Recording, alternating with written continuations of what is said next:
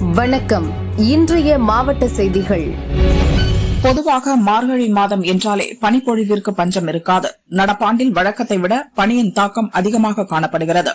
குறிப்பாக ரயில் தண்டவாளங்களில் குறிப்பிட்ட தூரத்திற்கு மேல் தெளிவாக காண முடியாத நிலை ஏற்பட்டுள்ளது. இதனால் சிக்னல் பெறுவதில் தாமதம் ஏற்படுகிறது.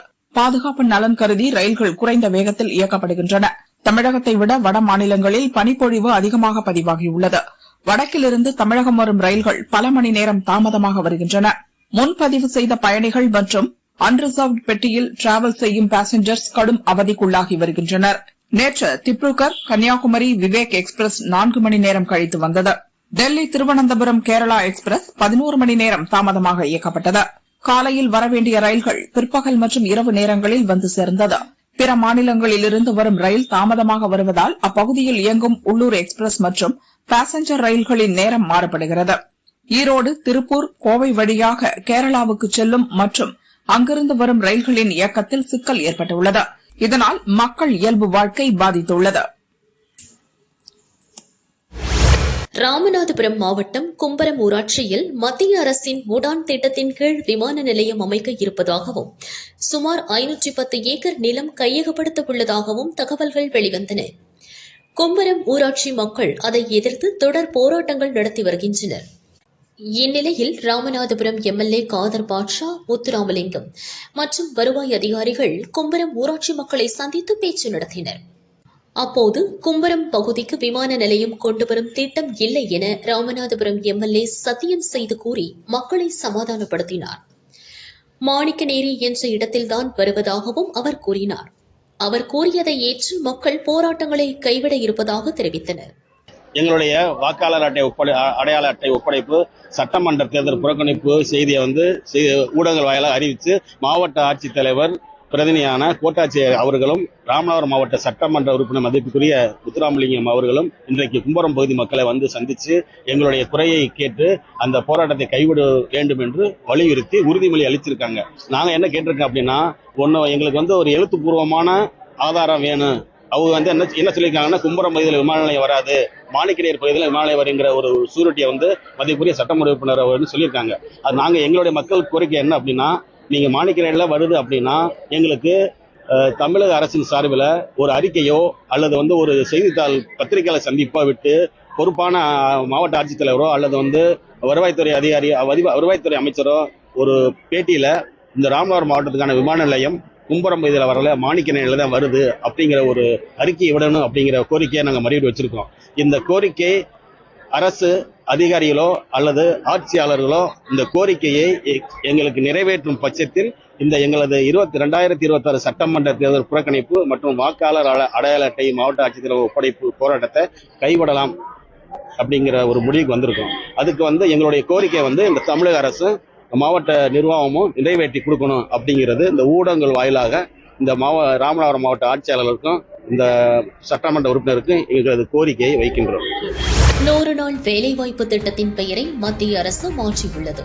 அதற்கு எதிர்ப்பு தெரிவித்து திமுக மற்றும் அதன் கூட்டணி கட்சிகள் தமிழகம் முழுவதும் ஆர்ப்பாட்டங்கள் நடத்தி வருகின்றன. திருச்சியில் கலெக்டர் அலுவலகம் அருகே திமுக மாநகர செயலாளர் மேயர் அன்பழகன் தலைமையில் கண்டன ஆர்ப்பாட்டம் நடந்தது. அப்போது பாதுகாப்பு பணிக்கு வந்த சதீஷ் என்கின்ற போலீஸ்காரர் மதுபோதையில் தள்ளாடினார்.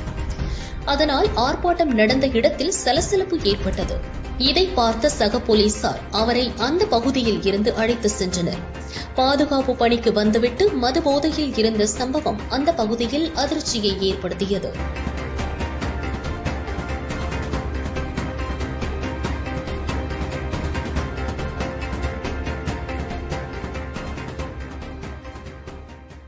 தமிழக முன்னாள் முதல்வர் எம்ஜிஆரின் நினைவு நாளை முன்னிட்டு 1980களில் எம்ஜிஆருடன் நடந்த ஒரு சுவாரஸ்யமான அரசியல் நிகழ்வை அதிமுக முன்னாள் அமைச்சர் கோப கிருஷ்ணன் பகிர்ந்து கொண்டார்.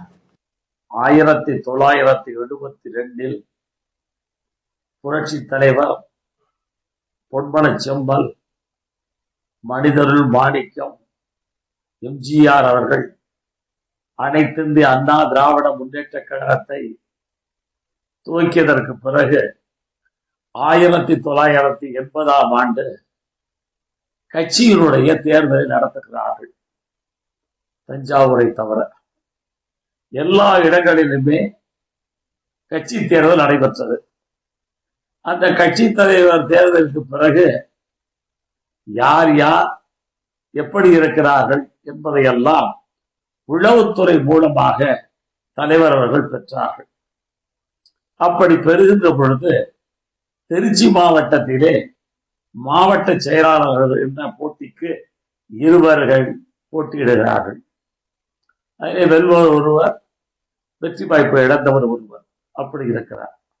அப்படி இருக்கின்ற பொழுது அவரை யார் யார் வாக்களித்தார்களோ, பொதுக்குழு உறுப்பினர்கள், ஒன்றிய செயலாளர்கள், நகர செயலாளர்கள் வாக்களித்தார்களோ அவர்களெல்லாம் இரு கூறாக பிரிந்து காணப்பட்டார்கள்.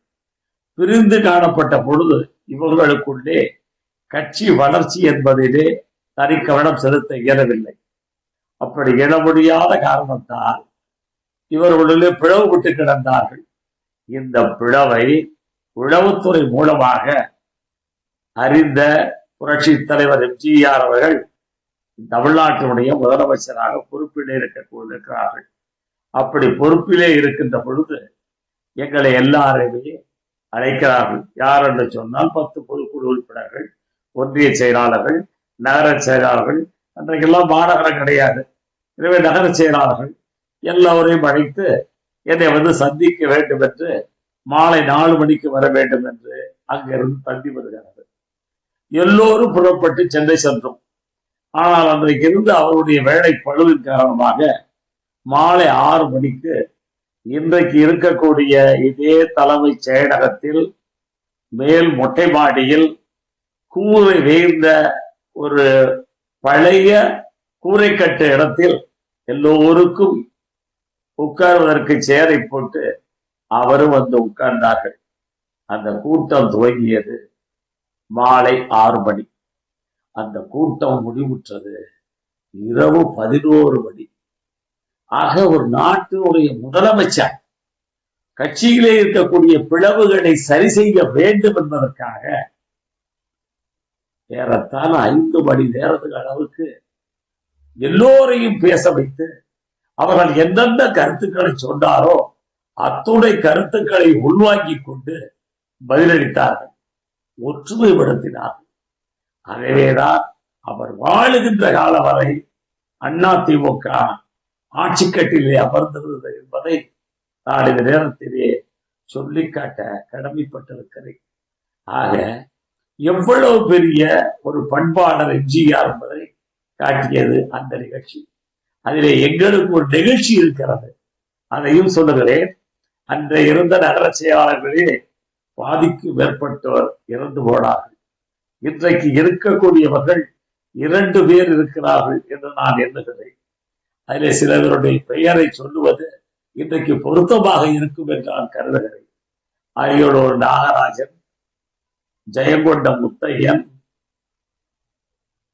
பெரம்பலூரிலே கரியபெருமாள், மணிகண்ட ஒன்றியத்திலே நம்முடைய அருமை சகோதரர் அப்துல் வதூத், திருவரம்பூர் தொகுதியினுடைய ஒன்றிய செயலாளர் தம்பி துரைராஜ தொட்டியம், குடித்தலை பாப்பா சுந்தரம், அன்றைக்கு குடித்தலை, ஜெயங்கொண்டம், அரியலூர், பெரம்பலூர், கரூர், தாந்தோடி ஆகிய அனைத்து பகுதிகளையும் உள்ளடக்கி இருந்தது. இன்றைக்கு இருக்கக்கூடிய அருமை அண்ணன் வடிவேல் அவர்கள் நலமோடு இருக்கிறார்கள். அவர்கள் அந்த கூட்டத்திலே கலந்து கொண்டார்கள்.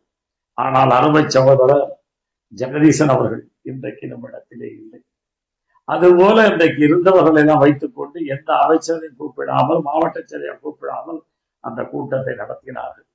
அந்த கூட்டம் நடைபெற்று முடிந்தவுடனே மரியாதைக்குரிய மணிகண்ட ஒன்றியத்தினுடைய அப்துல் வதூத் அவர்கள் ஒன்றை சொன்னார்கள். அண்ணா, விடிந்தால் எங்களுக்கு ரம்ஜான், நாங்கள் போக வேண்டும் என்று குறிப்பிட்டார்கள். அதை போல மறைந்த நண்பர் அள்ளித்தோடைய கடைசி காலத்தில் இதனுடைய வாழ்நாளை கழித்த புருஷோத்தமன் அவர்கள், அருமை சகோதரர் எல்லாம் அன்றைக்கு ஒன்றை சொன்னார்கள்.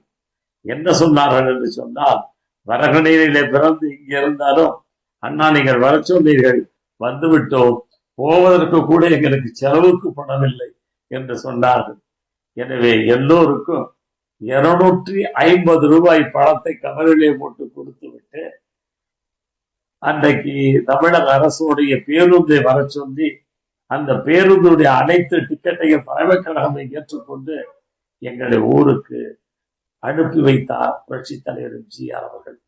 அவர் கையிலே வாங்கிய 250 ரூபாயை கொண்டு வந்து என் தாயினுடைய கையிலே கொடுத்து விட்டு காலிலே விழுந்து வணங்கி நடந்தவற்றை சொன்னேன்.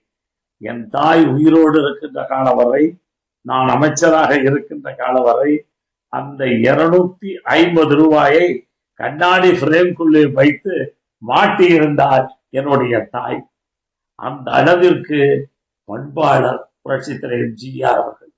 அப்படிப்பட்ட தலைவர் காட்டிய வழியில் அவருக்கு பின்னாலே இந்த இயக்கத்தை நடத்தக்கூடியவர்கள் எல்லோரையும் அரவணைத்து செல்ல வேண்டும். இதுதான் அவருடைய மாண்பை நாம் இந்த நினைவு நாளில் 38வது புரட்சி தலைவருடைய நினைவு நாளில் அருள்கூர்ந்து நீங்கள் எல்லாம் கேட்டறிந்து அதன்படி ஒரு தலைமை பண்பை நீங்கள் எல்லாம் பெற்றிருக்க வேண்டும், பெற வேண்டும், எல்லோரையும் அரவணைத்து செல்ல வேண்டும் என்று நான் இந்த நேரத்திலே உங்கள் வாயிலாக கேட்டுக்கொள்கிறேன். ராமநாதபுரத்தில் இருந்து இலங்கைக்கு கடத்த இருந்த சுமார் 1.5 கோடி ரூபாய் மதிப்புள்ள 560 கிலோ கஞ்சாவை போலீசார் பறிமுதல் செய்தனர். இந்த குற்றத்தில் ஈடுபட்ட 10 பேர் இதுவரை கைது செய்யப்பட்டுள்ளனர். ஒருவரை தேடி வருகிறோம். கடத்தலில் ஈடுபடுவோர் மீது கடும் நடவடிக்கை எடுக்கப்படும் என்று ராமநாதபுரம் மாவட்ட காவல் கண்காணிப்பாளர் சந்தீஷ் எச்சரித்துள்ளார். இன்னைக்கு நம்ம ராமநாதபுரம் மாவட்டம் கேணிக்கரை போலீஸ் ஸ்டேஷன் லிமிட்ல ஒரு குட் ஒர்க். இன்னைக்கு வந்து 564 kg கஞ்சா நம்ம Ramnad district special branch team, அதே மாதிரி கேணிக்கரை போலீஸ் டீம் இவங்க பண்ண ஒரு ஜாயிண்ட் ஆபரேஷன்ல இன்னைக்கு இவ்வளோ சீஸ் பண்ணியிருக்கோம். இதுல வந்து டோட்டல் 10 பேர் அரெஸ்ட் பண்ணியிருக்கோம். விக்னேஷ் குமார் வந்து மானாமதுரை சேர்ந்தவர், அதே மாதிரி ஹரிஹரன் இவர் வந்து மண்டபம், அதே மாதிரி குமரேசன் மண்டபம், யோகேஸ்வரன் வேதாலை, முகேஷ் கண்ணன் வேதாலை, பிரகாஷ் வேதாலை, கரண்ராஜ் வேதாலை, சஞ்சீவி புதுக்கோட்டை, ரஞ்சித் வேதாலை, அதே மாதிரி பாலகிருஷ்ணன் வேதாலை. இத்தனை பேர் நம்ம செக்யூர் பண்ணிருக்கோம். இந்த 10 அக்யூஸ்ல ப்ரீவியஸ் கேசஸ் வந்து 2 பேருக்கு இருக்கு. இவங்களை எல்லாம் கோஆர்டினேட் பண்ணது விக்னேஷ் குமார். இந்த விக்னேஷ் குமாருக்கு வந்து ஏற்கனவே 4 கேஸ் இருக்கு. ஆல்ரெடி நம்ம ராம்நாட்ல 2023 ஒரு கேஸ் போட்டிருக்கோம், சிவகங்கையில 2023 ஒரு கேஸ் போட்டிருக்காங்க, சிவகங்கை டவுன்ல 2014 ஒரு கேஸ் போட்டிருக்காங்க. ராம்நாட் மாவட்டம்ல இந்த வருஷம் இந்த கஞ்சா வேட்டை ஆனரபிள் சிஎம் சார் உத்தரவுப்படி ரொம்ப சீரியஸா போயிட்டு இருக்கு. அண்ட் இந்த வருஷம் டோட்டல் இப்போ வரை 965 கேஜஸ் சீஸ் பண்ணிருக்கோம். அதே மாதிரி 156 கேஸ் போட்டிருக்கோம். அதே மாதிரி 245 பேர் இப்போ வரைக்கும் அரெஸ்ட் பண்ணிருக்கோம் இந்த எல்லா கஞ்சா வழக்குல. அதே மாதிரி இதுல 5 குண்டாசு போட்டிருக்கோம். நீங்க டிஸ்ட்ரிக்ட் வைஸ் பாத்தீங்கன்னா Ramnad will be in top 2 or top 3 இருக்கும். சிட்டிஸ் எடுத்துட்டீங்கன்னா Ramnad can be in the highest also இந்த சீஜர்ஸ்ல. ஆமா, இந்த கஞ்சா வந்து ஸ்மக்லிங்காக தான் கொண்டு வந்திருக்காங்க. ஸ்ரீலங்கா கொண்டு போறதுக்கு இவன் எப்படின்னா ஃபர்ஸ்ட் வந்து இங்க ஸ்டாக் பண்ணுவாங்க.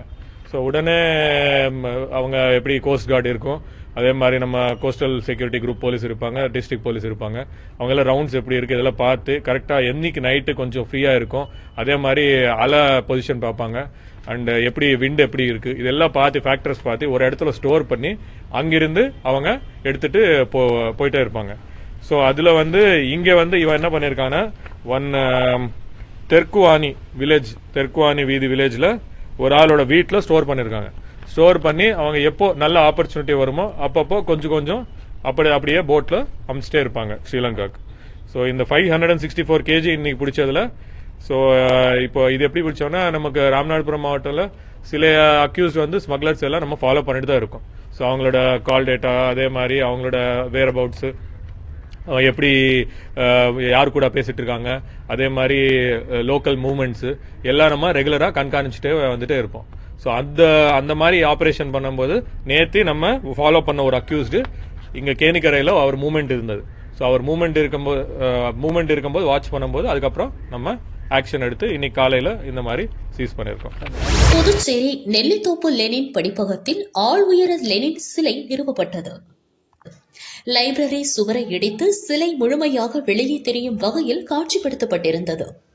இதற்கு எதிர்ப்பு தெரிவித்து பாஜக மற்றும் இந்து முன்னணியினர் நெல்லித்தோப்பு 4 முனை சந்திப்பில் சாலை மறியலில் ஈடுபட்டனர். இதனால் போக்குவரத்து கடுமையாக பாதிக்கப்பட்டது. தகவல் அறிந்து வந்த போலீசார் பேச்சுவார்த்தை நடத்தி போக்குவரத்தை சீரமைத்தனர். புதுச்சேரியில் புதிய சிலைகள் அமைக்க நீதிமன்ற தடை உத்தரவு உள்ளதாக கூறப்படுகிறது. இதனால் லெனின் சிலையை அகற்ற வேண்டும் என பாஜக இந்து முன்னணியினர் கொந்தளித்தனர். லெனின் சிலை அருகே விநாயகர் சிலையை வைத்து பூஜை செய்து வழிபாடு நடத்தினர். இந்திய கம்யூனிஸ்ட் கட்சியினர் கொடிகளுடன் வந்து இதற்கு எதிர்ப்பு தெரிவித்து கோஷங்கள் எழுப்பினர். விநாயகர் சிலை அருகே வைக்கப்பட்ட பூஜை பொருட்களை அகற்ற முயன்றதால் இரு தரப்பினருக்கும் கடும் வாக்குவாதம் ஏற்பட்டது. மோதல் உருவாகும் சூழ்நிலையில் போலீசார் தடியடி நடத்தி இரு தரப்பினரையும் கலைத்தனர். இதனால் அப்பகுதியில் பதற்றமான சூழ்நிலை நிலவியது. சம்பவ இடத்திற்கு வந்த தாசில்தார் பிரேத் இரு தரப்பினருடன் பேச்சுவார்த்தை நடத்தினார். லெனின் சிலையையும் விநாயகர் சிலையையும் மூட உத்தரவிட்டார். இதையடுத்து பாஜகவினர் விநாயகர் சிலையை எடுத்து சென்றனர். லெனின் படிப்பகம் தொடர்பான உரிய ஆவணங்களை சமர்ப்பித்து சிலையை உள்ளே வைத்துக் கொள்ளலாம், வெளியே தெரியுமாறு வைக்கக்கூடாது என தாசில்தார் அறிவுறுத்தினார். இதற்கு எதிர்ப்பு தெரிவித்து கம்யூனிஸ்ட் கட்சியினர் கோஷம் எழுப்பினர். இரு தரப்பினரும் கலைந்து சென்ற பின்னரும் லெனின் வீதியில் போலீஸ் பாதுகாப்பு போடப்பட்டுள்ளது.